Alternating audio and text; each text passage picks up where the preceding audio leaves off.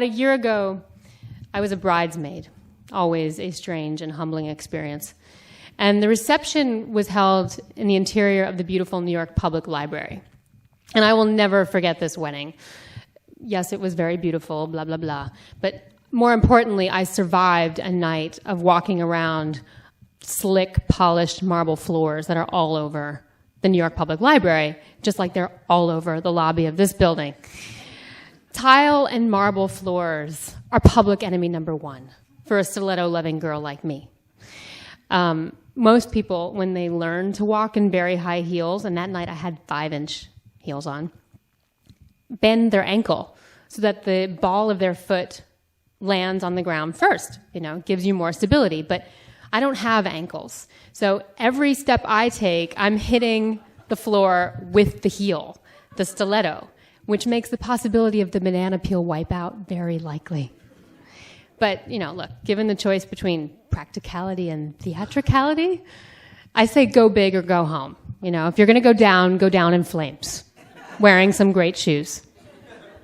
I guess I was always a little bit of a daredevil. I'm sure the nurses at DuPont Children's Hospital in Delaware would agree. I spent a lot of time there as a child.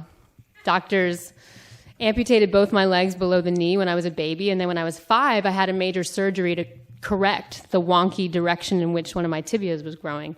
So 2 metal pins, full plaster casts, and while I was recovering, I had to use a wheelchair because I couldn't actually wear prosthetics. And the best thing about getting out of the hospital is the anticipation of the day you return to school.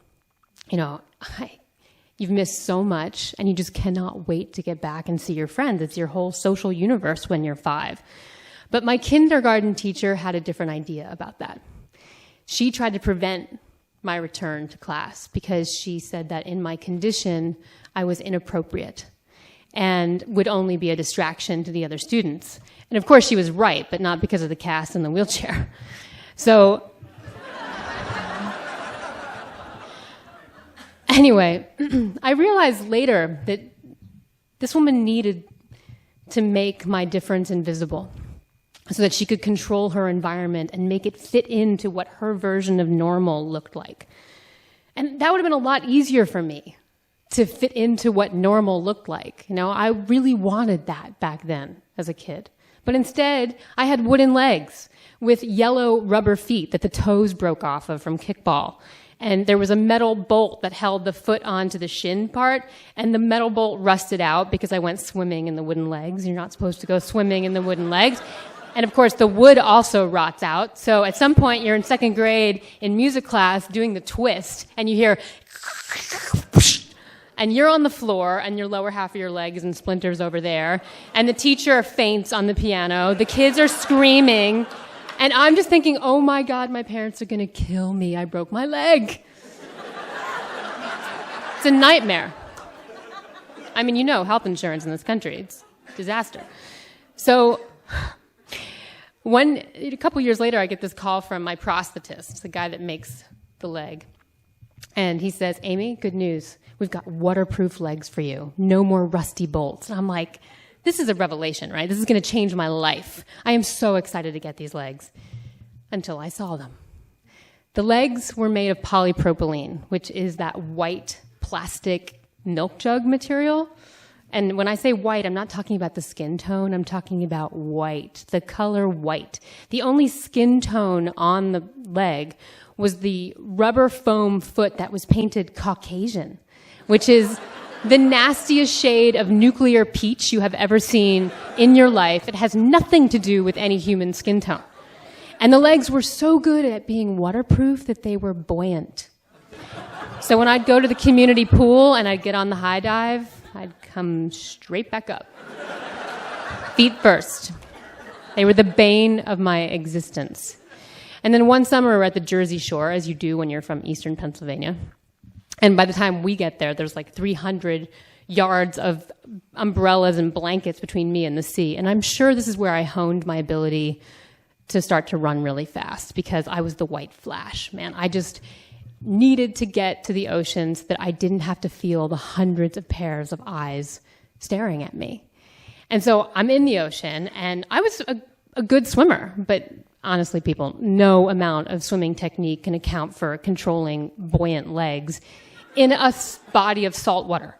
So I get caught in this rip current, and I'm fighting it, and I'm starting to really migrate, and I'm losing my vantage point of my parents' towel, and I'm panicking because I'm starting to take in water, and I'm just treading water, and I don't know what else to do. And all I can think of in this moment of panic is just take off your legs, put one under either armpit with the peach feet sticking out, and somebody will see it.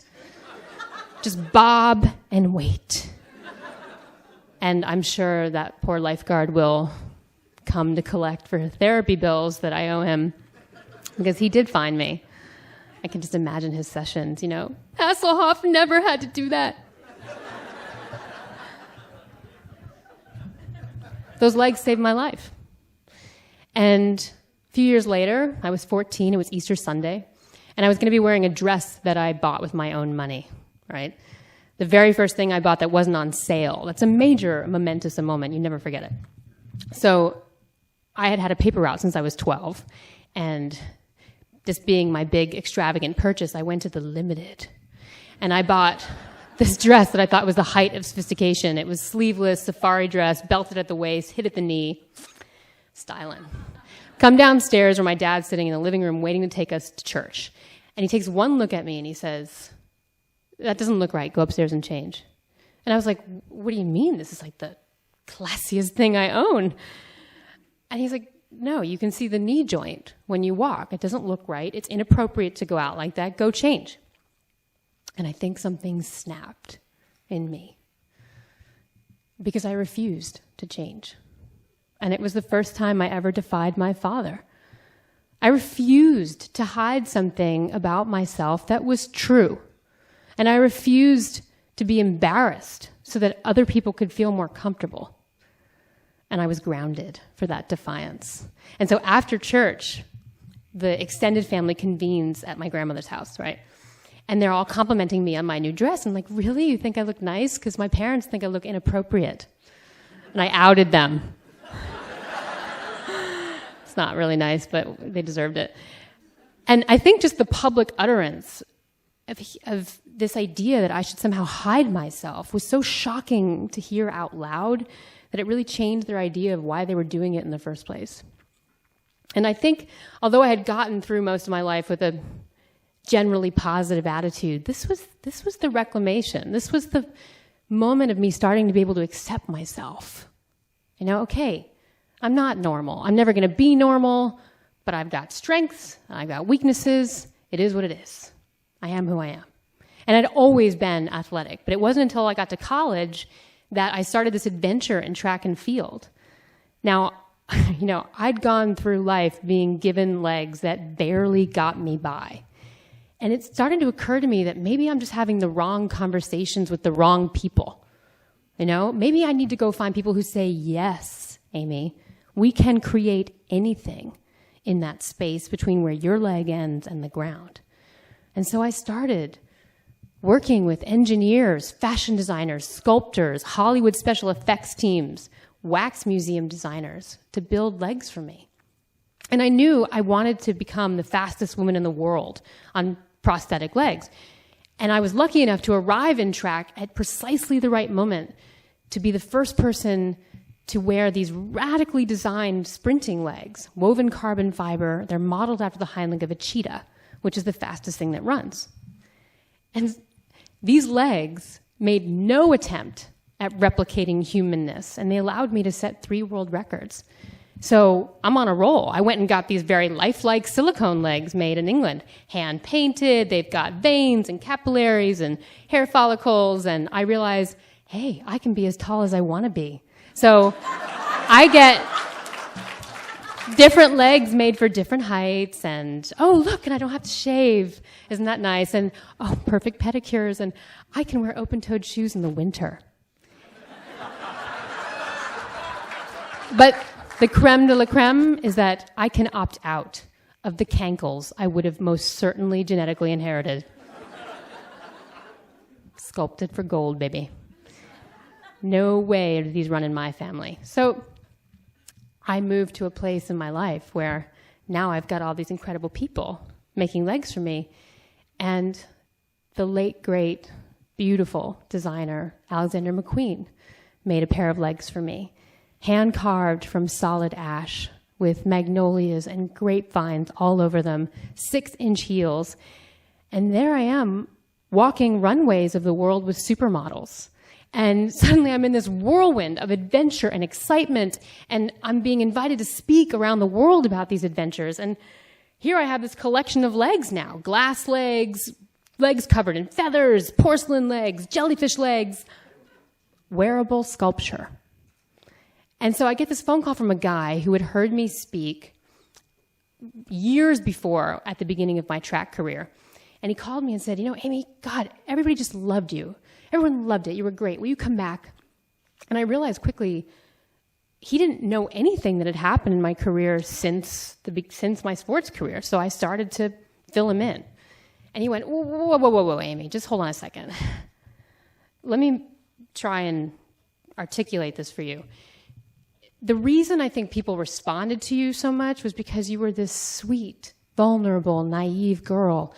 And I'm afraid that if you walk on stage as a polished young woman with too many accomplishments, he said that, they won't like you as much. Wow. Suddenly, I guess I wasn't vulnerable enough for him now. And he was asking me to be less than I was, be a little more downtrodden. He was asking me to disable myself for him and his audience. And the most shocking part of this realization in the conversation with this man was realizing that I had moved past mere acceptance of my difference. I was having fun with my difference. Thank God I'm not normal. Who would want to be normal? I get to be extraordinary. And I will decide what is a weakness and what might actually be a strength. And so I refused his request. And a few days later, I was walking in downtown Manhattan at a street fair. And I feel this tug on my shirt. And I look down, and it's this little girl that I had met about a year earlier when she was at a very pivotal moment in her life. She was born with a brittle bone disease that resulted in her left leg being 7 centimeters shorter than her right. And so she wore a brace and had lots of surgeries to try to extend the bone. She had to always wear orthotic shoes, and it got her by. But she wanted more. And so, like every internet-savvy kindergartner, she gets on the computer and Googles new legs and comes up with dozens of images of prosthetics, many of them mine. And she prints them out, takes them to school, does her show and tell on it, comes home and makes a startling pronouncement to her parents. She says, I want to get rid of my bad leg. When can I get a new leg? And ultimately, that was the decision they made for her, or made with her, more importantly. And so here she was, 6 months after the amputation. And right there in the middle of this street, she hikes up her pants leg to show me her cool new leg. And it was pink. And it was tattooed with the characters from High School Musical 3. And she was wearing red sequined Mary Janes. And she was proud of it. She was proud of herself. And the most marvelous thing was that this 6-year-old understood something that it took me 20-something years to understand. But no matter how we both got there, we both had the discovery that when we celebrate and truly own what it is that makes us different, we're able to find the source of our greatest creative power.